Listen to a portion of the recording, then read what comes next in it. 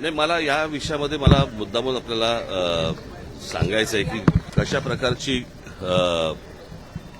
सरकार ही कशा प्रकारची सिस्टीम चालवते की ज्या वेळेला आम्ही या गोष्टींची सुरुवात केली, मला असं वाटतं थोडंसं मी तुम्हाला अगोदर सांगणं पण गरजेचं आहे की ये न केने प्रकारे निवडणुका जिंकायच्या आणि त्याच्यासाठी जे काही वाटेल ते करता येईल त्याच्या सगळ्या गोष्टी सरकार आणि प्रशासन, म्हणजे तुम्हाला तर माहिती असेल की हा दुबारचा विषय आला. दुबारच्या विषयामध्ये पहिल्यांदा त्यांनी सांगितलं की आमचा काही संबंधच नाही, असं काही नाहीच आहे. आणि मग त्याच्यानंतर मग काहीतरी 10 लाख मुंबईमध्ये त्यांनी जाहीर केले वगैरे.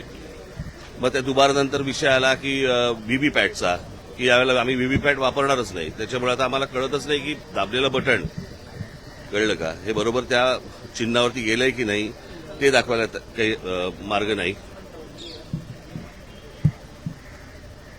ते दाखवायला काही मार्ग नाही. आणि मग ते सगळं झालं.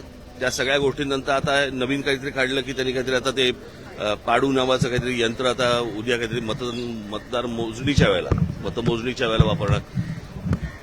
म्हणजे विरोधी पक्ष वगैरे या नावाची काही गोष्ट ठेवायचीच नाही. दुसऱ्या पक्षाने निवडणुका लढायच्याच नाहीत. सरकारने ठरवायचं की कशा प्रकारे निवडणुका जिंकायच्या. जे त्यांनी विधानसभेच्या वेळेला केलं ते आता हे सगळं करायचा प्रयत्न करतायत. होऊ देणार नाही तो भाग वेगळा. परंतु आता हे मशीन आणलंय. हे मशीन कोणत्याही राजकीय पक्षाला दाखवलेलं नाहीये. बरं, हे मशीन आणल्यावरती त्याचं क्लॅरिफिकेशन, त्याची स्पष्टता ही निवडणूक आयोगाने द्यायची.